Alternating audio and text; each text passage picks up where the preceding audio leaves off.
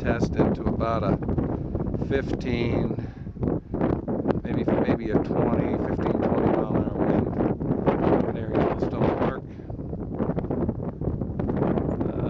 The camera's pointed pretty much straight into the wind. So we'll try this as a before, and then we'll do the after. We'll put the microphone on and try.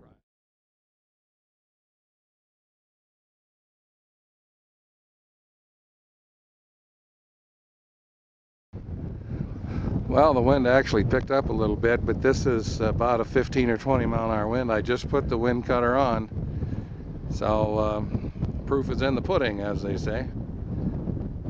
Wow, it's really blowing now, so we'll see how much better that is, if at all. This is a Windcutter for my camera.